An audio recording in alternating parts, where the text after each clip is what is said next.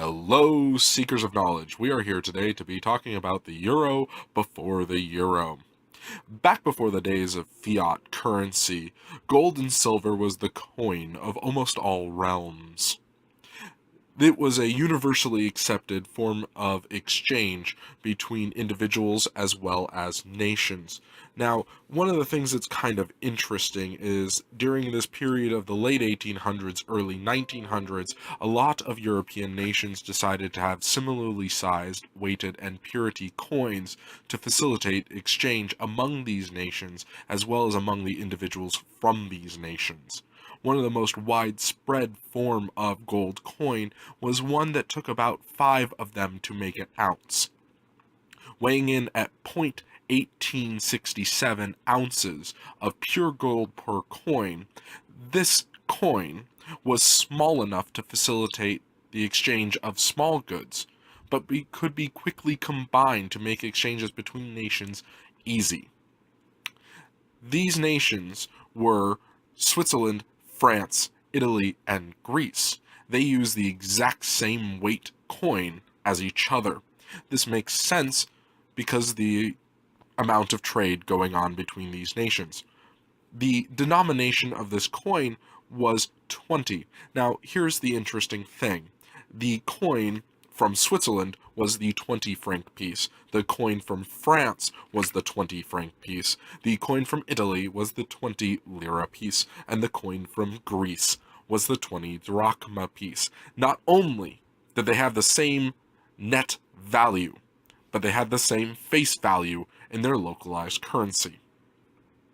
Now, throwing a wrench into this plan is Netherlands. Netherlands has an odd-sized coin. Their 10 guilder coin, their main medium of exchange, weighs in at 0.1947 ounces. Now, this makes it slightly heavier than the Swiss and French pieces, making the exchange rate more complicated. However, it is lighter than just about every other coin in Europe.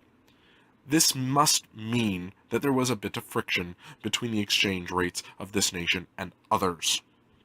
Now, we get to Austria and Hungary. Now, interestingly enough, they have the exact same weight and sized coin. Austria has their 20 krona piece, and Hungary has their 20 krona piece, both weighing in at 0.1960 ounces. Now, this makes perfect sense, because at this time, Austro-Hungary was one nation. Well, more an empire than a nation-state as we know it today. Now, we talk about this exchange between individuals.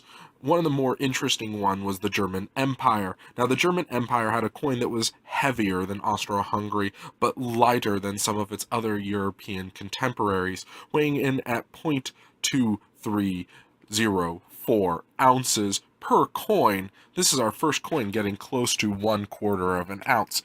Now, the cool thing about this coin is the mark coin was the same in all German states. Even though the individual state mints would mint their own coins with their own designs, they had the same face value as well as intrinsic value in the gold. Now we get to the UK. The UK has a coin weighing in at 0.2354 ounces. This is the sovereign. This is one of the longest lasting gold coins in world history. Now, this is the true British pound. Before they came off of fiat currency, this is what people meant, either this gold coin or a pound sterling. This coin is still made, however, it is no longer worth just a pound, and is often used for exchange between nation-states to this day, when sizes are called for that are smaller than the International Good Delivery Bar, a topic we will cover in a later video. One of the interesting things to note about the UK pound is that it is a very similar weight and size to the US $5 coin. The US $5 coin weighs in at 0.2419 ounces and is known as a half eagle. The American coin of $10 was called an eagle.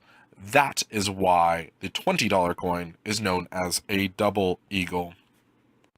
Now we are going to go off the spectrum a little bit and get to the Russian 10 ruble coin, weighing in at 0.2489 ounces per coin. This kind of implies, implicitly, without looking into it, that the Russian coins were not trusted as much on the international market as the British and American coins, thus necessitating a slightly higher gold content. And finally, we get to my two favorite coins for being just ever so slightly different than each other: Denmark and Sweden. Denmark and Sweden have the heaviest standard coin during this period, with Denmark's weighing in at 0.2592 and Sweden's weighing in at 0.2593. I'm not quite sure what causes that slight discrepancy between the coins, but I'm sure it's a fascinating story that I would love to hear if you know it. Now, why is my first video about coins in Europe? Well, it is because I wanted to talk about something relatively simple and mundane that shows us a lot about history, the connections between people, and the thoughts that were going on at the time. This is a very complicated subject, but it can be boiled down to just the simple weights and qualities of coins.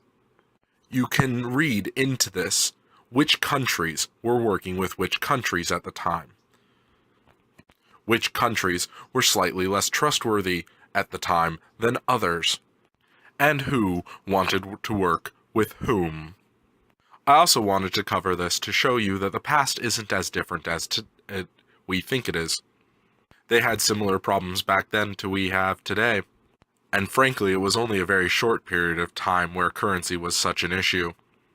This golden day of golden currency ended with World War I, some nations having to stop production of gold coins immediately upon entry into the war so they could inflate their own currency, and some holding on until the final days of the war, with the UK and the US being able to hold on quite a bit longer. But with the gradual increases in costs, fiat currency was all but inevitable, if only for a short time, if only forever. So some 90 years later, nearly 100 for some parts, a universal European coinage and a medium of exchange was created with the introduction of the euro. So I encourage you, look to the past, look for connections, compare it to modern day life, and maybe, just maybe, someone tackled a problem similar to what you're going through in the past, and maybe they came up with a good solution, or maybe they came up with a solution you should avoid. Until next time, see you out there.